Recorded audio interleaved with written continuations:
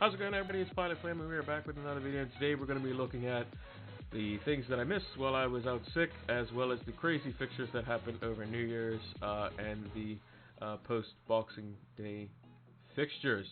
We're going to take a look at those. I have them up on the screen now because we didn't get to go over it for the Game Week 21 stream because we didn't have a Game Week 21 stream because I was out sick, unfortunately. So we're going to be looking at the Game Week 20, Game Week 21, as well as Game Week 22, which is on the docket, which is tomorrow as well. So just keep in mind there is a Friday game. It's the Sheffield United versus West Ham, I want to say, play on Friday. So without further ado, let's go into it. My team scored a total of 56 points. I'll actually just show you now. I'm just going to move this over just a touch here. Ramsdale getting 2 points. Van Arnholt didn't play. Pereira didn't play. Vardy didn't play. Lundstrom didn't play. And basically De Bruyne, Kane, and Mane saved my team. Sancho also didn't play. So basically, there was a point where my starting lineup just had 3 zeros across the back line, which is fantastic. So basically, Pereira came in for Kelly and Vardy, or Pereira and Vardy came out for Kelly and Dunker. So if you look at the predictions here, I'm going to write these down manually because this is just a full tweet up that I have. I didn't take a screenshot of this one. So we got the results for Brighton and the Everton games exactly correct. We also scored an exact score for the Southampton Crystal Palace game, which is quite good. We got the Aston Villa Watford fixture wrong. We said Spurs should beat Norwich. They ended up drawing 2-2. We said Leicester would beat West Ham 3-0. They ended up winning 3-1. Burnley, Man United, we said 2-1, it ended up being 2-0, so another point there. 2-2 between Chelsea and Arsenal, result was wrong. Liverpool with the win, 3-1, we said, they ended up winning 1-0, and City 3-1, they ended up winning 1-0. So we got 1 point, 2 point, 3 point, 4 points, 7 points, 8 points, 9 points total. So that's a pretty good week. A lot better. We got the same amount of points as we did combined for our last 2 weeks, which is quite good. So just quickly over the surprises there. You know, West Ham made a bit of a game out of it against Leicester. Spurs just can't break down teams. United was actually quite fortunate with their last goal against Burnley. It was only 1-0 until like the very late stages of the game. Palace still disappointing against teams potentially they should be looking to beat.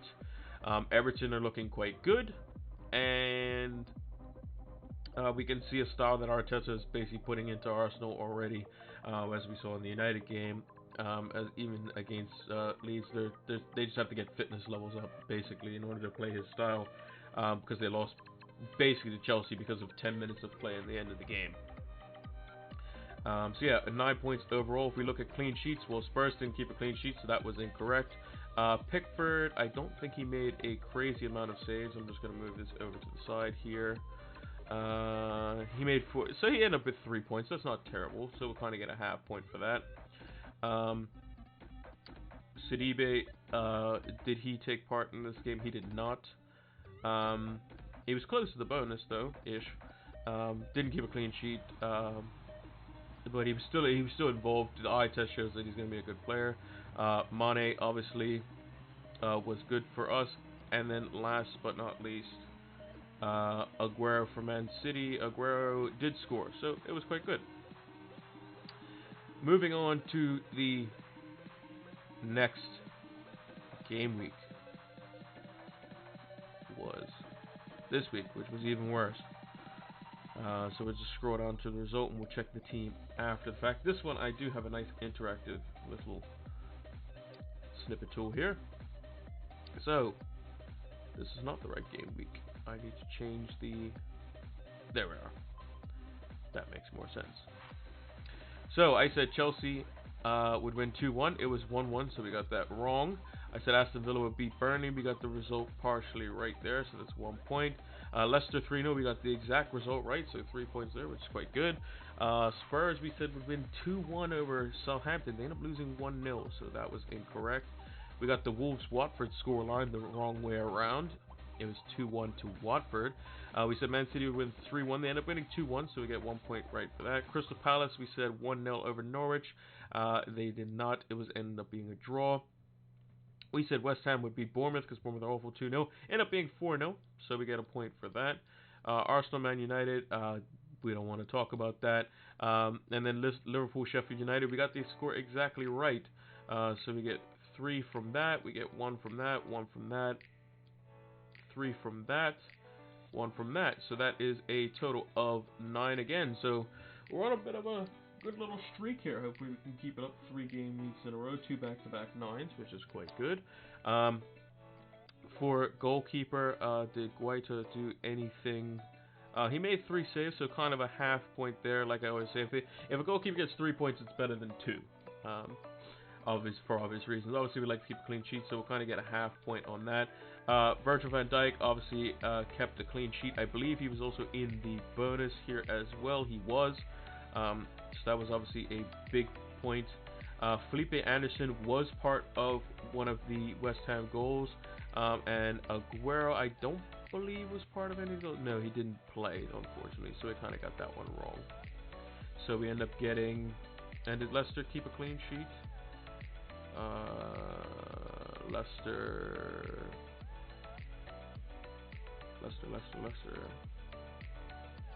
did keep a clean sheet. We got the exact score right. So, yeah, so that was good. So we end up getting 1, 2, 3 and a half.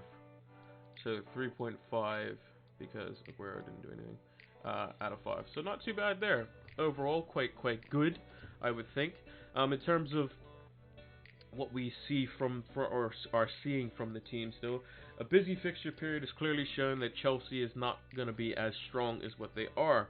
You know, a lot of fixtures for a very young team, much like United, much like a couple other teams in the league. You know, going to be struggling with a lot of fixtures, especially with the large amount of playing time that they have to resort to.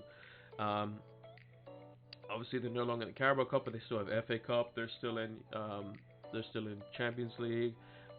They're still obviously in the Premier League. And then you look at United as well. United's in Europa League. Same for Arsenal, also in Europa League. United still has another leg to play for both the FA Cup, a replay, another game that they didn't really need. You know, so these young teams are going to be hurt with playing time. It's going to take a hamper on them when you get to the 50, 60, 70 games in a season. Could be a lot of games. So looking forward, obviously Leicester beating Newcastle quite comfortably. Can't expect that. Spurs form continues to drop, and assets are going out the window for most people. Luckily for mine, it's a pretty straightforward move, but we'll get onto that later. Everton showing some resilience versus City. City are able to be get at. And Everton just showing that they're willing to put in fight. They obviously didn't get the result that they would like, but obviously still showing that they're quite competent in their own right. West Ham getting the huge manager bounce for old David Moyes. Obviously Bournemouth is probably arguably the best game to do it against, apart from maybe Norwich or somebody like that, and at home. So them doing quite well for themselves. Arsenal showing that Arteta is willing to implement a new style. They seem to be happy about that. United were just poor on the name, plus we don't have half our team, so that's always great too. Sheffield United did hold their own. Liverpool did find ways in, and they still managed to get the victory, but obviously Liverpool showing their dominance overall. If we go to the actual team here, I can just get it to be on the right there. So we're at a total of 1,199 points since we last spoke. The game week 20, I got 56 points. This game week, we got 44 points with the -8, so we had 52 in the team. We got -8. We used 4 transfers, like we saw. And we'll just bring those up on, I believe it is this. Yeah, this was the suite that we put out here. So basically we brought in Dominic Calvert-Lewin, Sidibe, Trent Alexander-Arnold, Traore, and we got rid of Abraham, who ended up getting an assist, Van Aanholt, who didn't play. Pereira did get a clean sheet, but we got Sohanchu's clean sheet as well. And we got bonus points for him, so it wasn't the end of the world. And then Denonker, who we probably wouldn't have played anyway. We weren't willing to play Sidibe this week because obviously it was against City. Dominic Calvert-Lewin did come off our bench. But again, it wasn't something that we had planned. Sidibe would obviously been better than Kelly because he actually ended up getting a bonus point in that game, so showing his value there.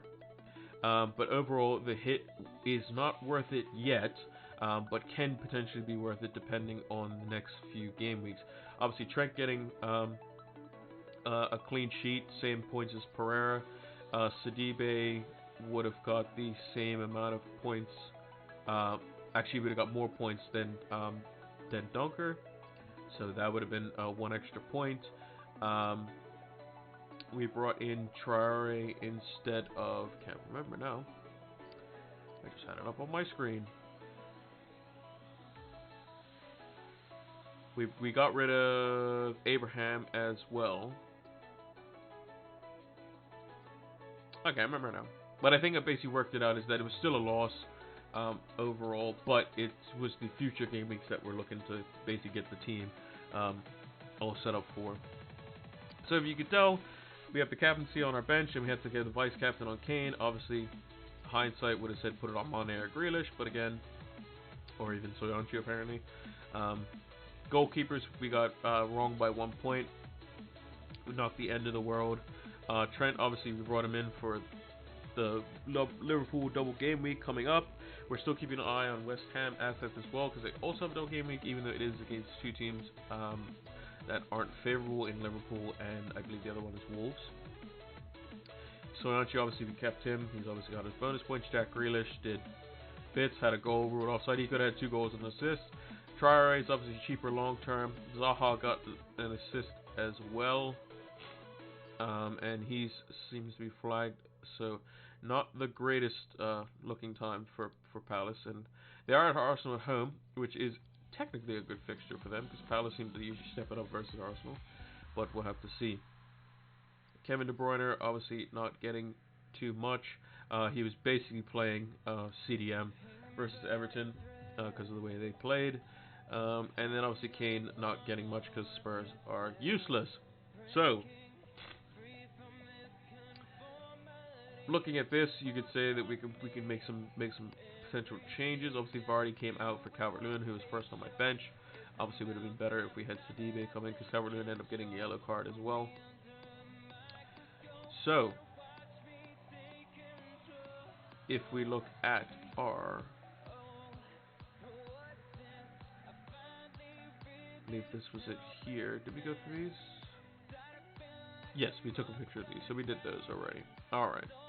So, if we go to current pictures, alright, we're all caught up now. Got everything all sorted. So, let's bring over the little notepad that we all know and love. Sheffield United, I think Sheffield United will keep a clean sheet versus West Ham. They are very good at home. I think it's just going to be a 1-0. Arsenal versus Crystal Palace. I think Arsenal will probably win this game because of the way they've been playing recently under Arteta. He's got a little more time to be with the team and to basically develop players and all that sort of thing. I think it'll be close, but I think they'll still win 2-1.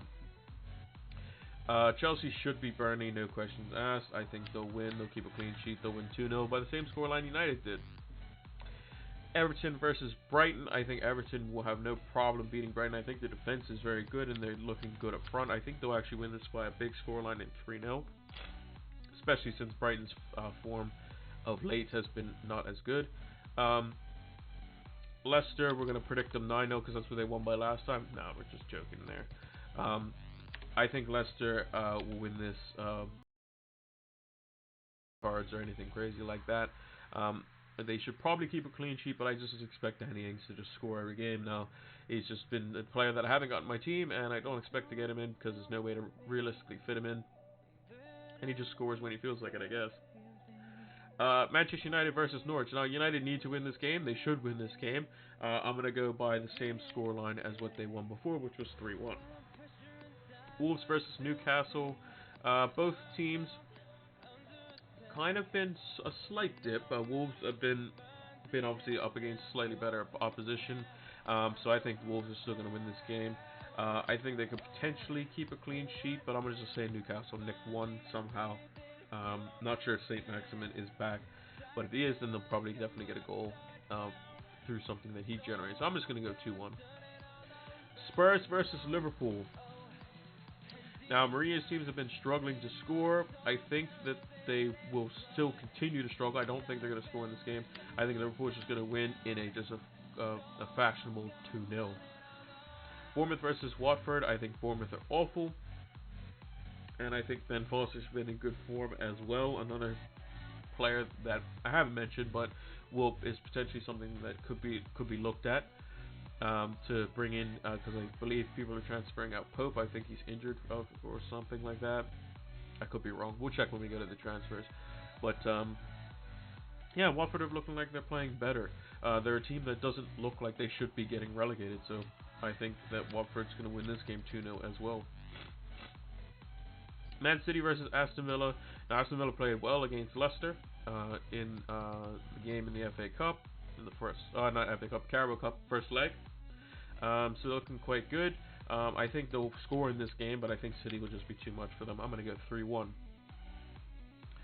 And in terms of differentials and clean sheets, I think Everton's going to keep a clean sheet. I just think Brighton have been a little bit worse, and Everton are just that much better now. I'm going to stick with Everton for a clean sheet. I'm going to back Guaita again because I just think that he's good.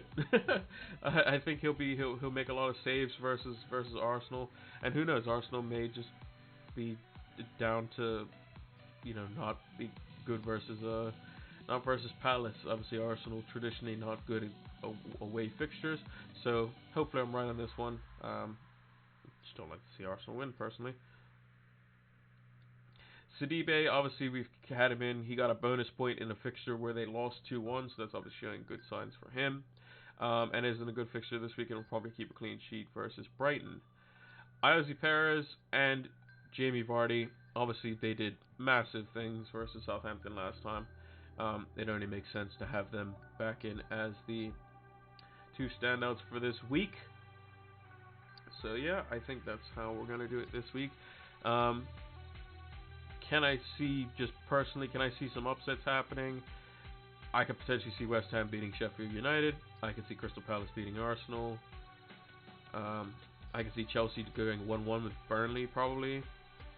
And then United potentially drawing or losing to Norwich will probably be something normal as of now. But apart from that, I don't see anything else out of the ordinary. For our current team, this is who we have. So, our current lineup is as it stands now. We have Dean Henderson in goal versus West Ham, because I think that they're defensively good enough to stop West Ham, because West Ham were flattered by the scoreline against Bournemouth, in my opinion. I think Watford will definitely score versus Bournemouth, because Bournemouth are awful, so I'm not going to play Ramsdale. We have Ford on the back this week, so we got Sidibe at home to Brighton, Trent away to Spurs, Solanke at home to Southampton, and Lundstram also at home to West Ham.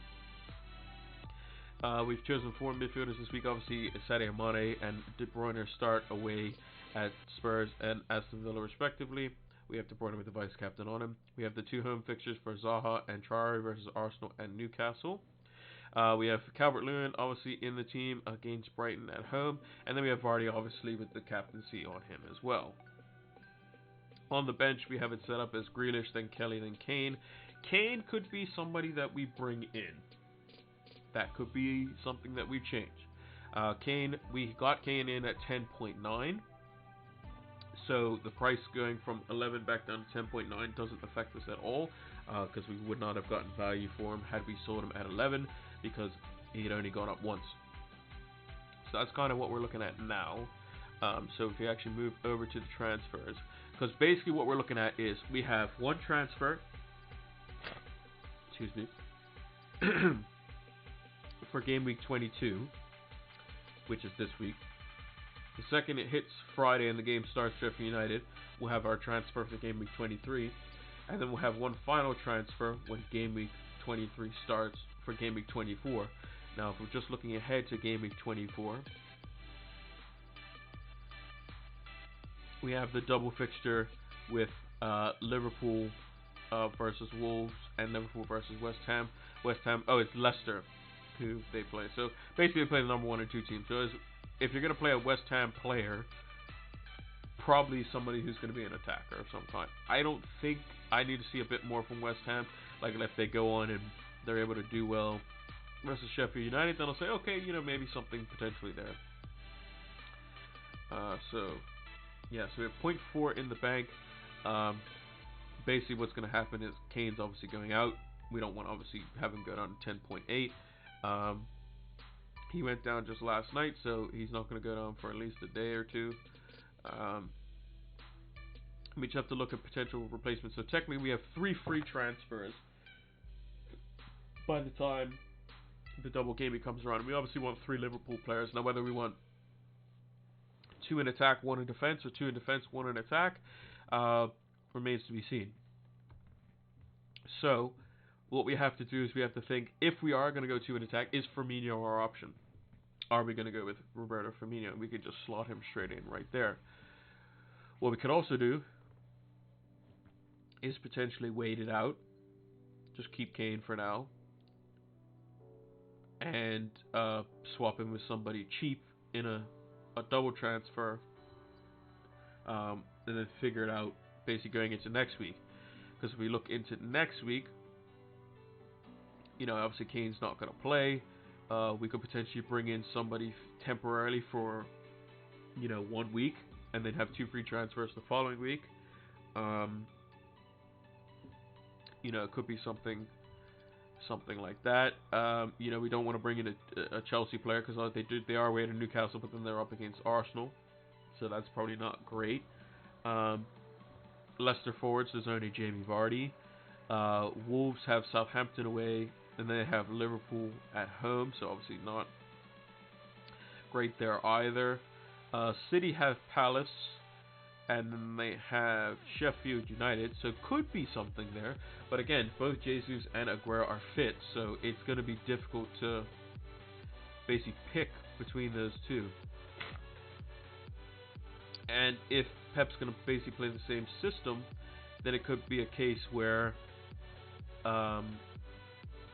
we have it to where he doesn't play Aguero or Jesus in the Carabao Cup second leg, which I believe is after this game week. So what do we want by the end of it? Well, I think one of our transfers that we're going to be using is just to free up money. So it's just going to be Ramsdale to just a really cheap goalkeeper.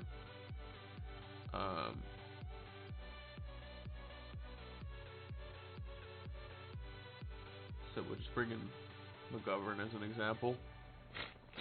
So we can wait and bring in, so not have anything for this week. So just leave Kane there, because obviously City have Aston Villa away, who look decent, and we can also get a gauge on whether Aguero is going to be starting again, and then we could potentially go use our 2 transfers on McGovern.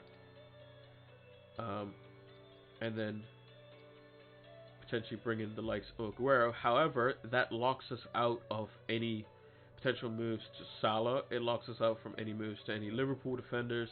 So that's obviously not ideal. However, we know that we can then just take Aguero out and put in Firmino for that week. Obviously, it's a bit sideways kind of just flip-flopping back and forth. We got to look for something that's a bit more polished in that sense. So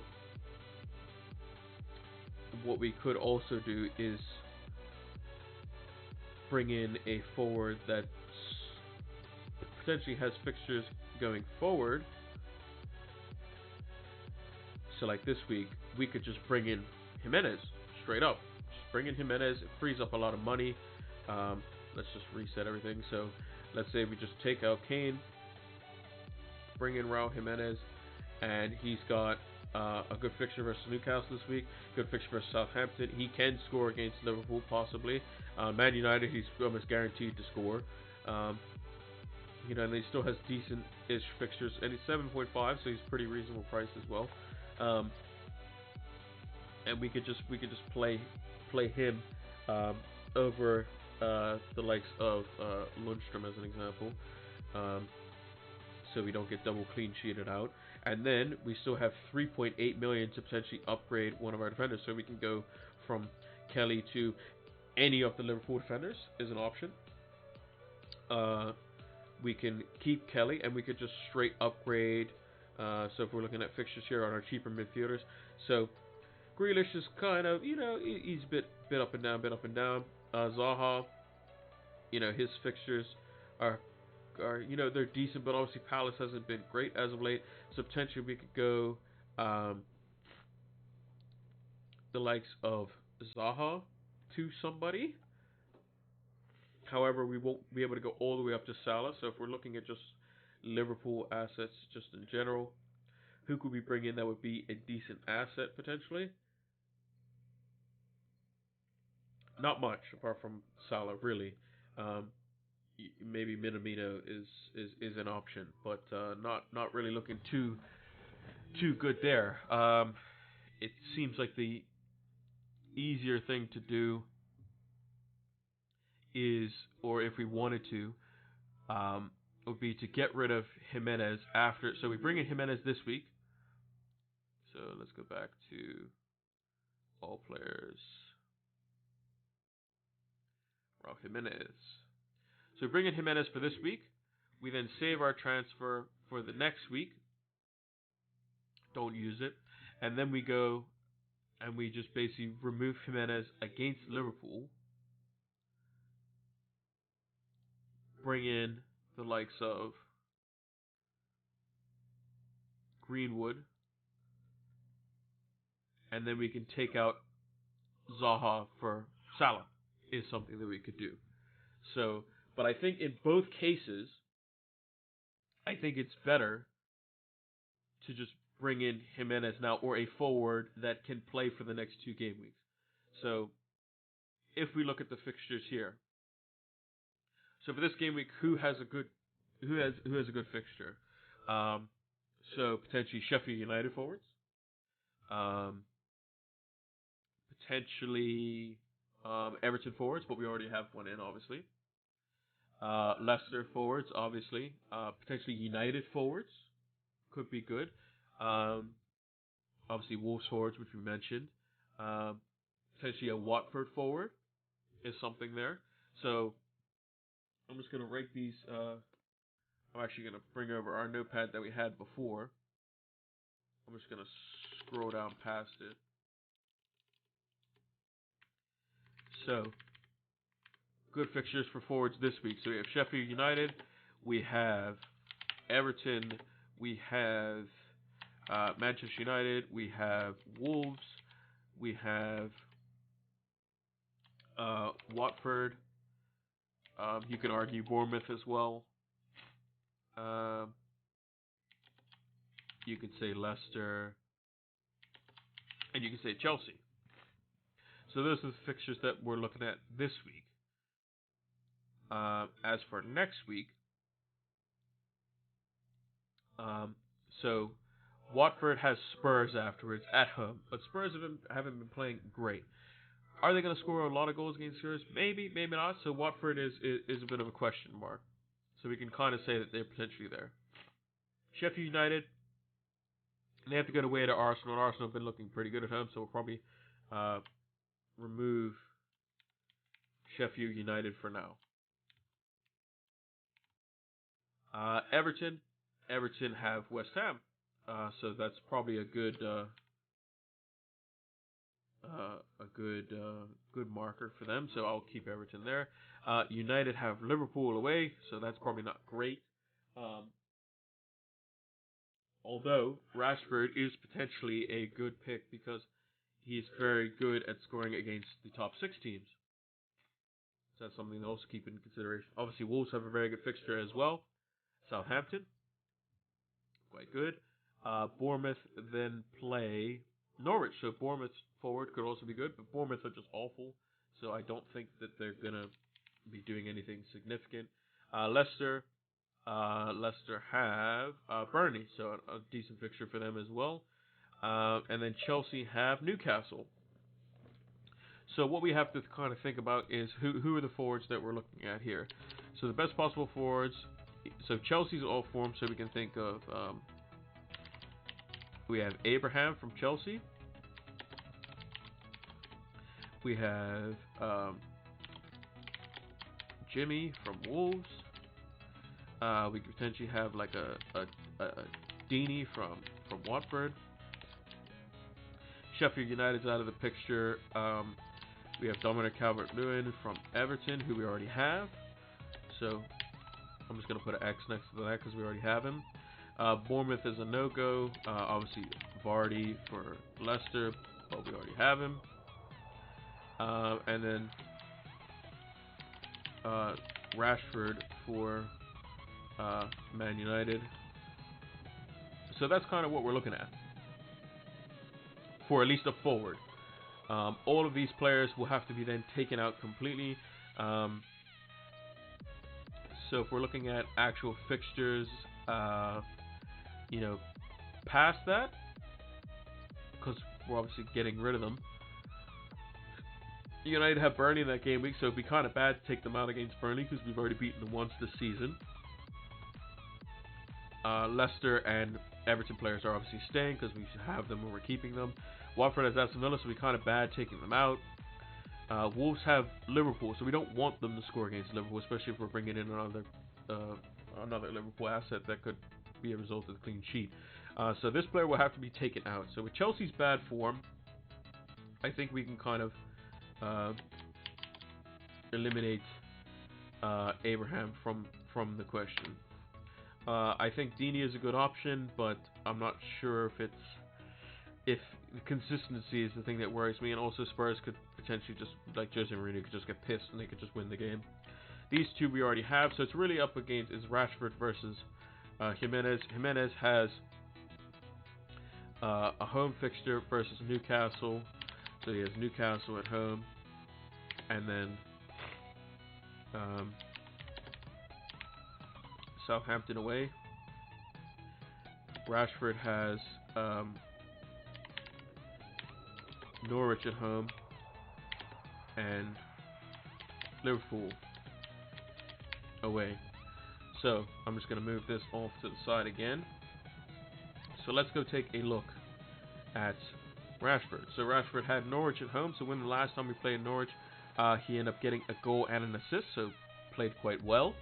So that's looking like a good sign there. Liverpool, he also scored in that game. So these are two teams that he's shown that he could score against. Albeit I think his was a penalty versus Liverpool. I could be wrong. But yeah. Could be a good potential pick there. If we go to Raul Jimenez,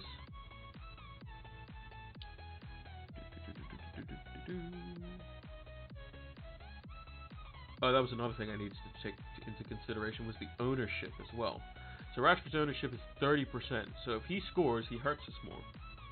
So we want him in if he is going to do well, for sure.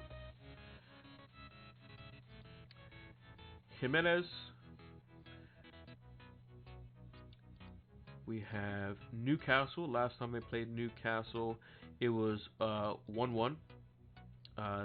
He didn't get any returns. And then the other fixture was Southampton. When did they play Southampton? He ended up scoring in that game. So, obviously better fixtures for Jimenez. Obviously the home fixtures are better. If we look at recent form in terms of when he's scoring, scores at home, return at home, return at home, return at home, return at home. So he in the last half of these game weeks, he returns at home pretty much almost every time. He is likely to play. What about away form? Nothing. Return, return, return, return, return. I mean, the guy just like, if we just look at this spree here. So return, blank. So that's 2 and 1, 3 and 1, 4 and 1, 5 and 1, 6 and 1, 6 and 2, 7 and 2, 8 and 2, 9 and 2, 10 and 2. The guy basically returns almost every week. So it could be something to whereas, we just bring in Jimenez, and then hope he does well for us. Um, I think that could be our go-to there because they're going to be getting rid of him anyway. It is for 2 fixtures. It makes sense. It makes a what the Scoutcast like to call a sword. So basically, if you have just Traore's kind of becoming quite meta, or will be quite meta. But if you have a combination of both Traore and Jimenez, and they do, let's say, assist for Traore, goal for Jimenez, it's what becomes a sword instead of just, oh, I have just this one player. Um, Also, personally, when I watch my own team play in United, I don't like obviously having their own fantasy assets because that kind of takes over everything. So I'd rather watch the game with just and hope they just win. Um, so I think that is going to be our transfer there. Let's just do that really quickly. Add Jimenez, make our transfers, confirm transfers, and bam. Then we take Jimenez and we put him in the team instead of Lundstrom. And then we move Lundstrom in front, and then Grealish in front of him there. And I think that's how we will keep it for now. If I do make any changes, I'll be sure to let everyone know on my tweet that I usually do. So if you haven't done so already, make sure you follow the stream. Make sure you follow us on Twitter, Pilot226, Pilot Flame, 226 on YouTube. Make sure to subscribe over there and follow us on Twitter, Pilot Flame 226 as well. And hopefully everyone has a good game week, and you'll be seeing what my final lineup ends up being later today. So hope you all have a good game week. Hope you all have a good start, or had a good start to the new year, and hopefully it continues for those who have. And those who haven't, like my team last week as well, hopefully it gets better. So wherever you are in the world, have a good day, have a good night, and we'll see you all in the next one. Happy FPL, everyone.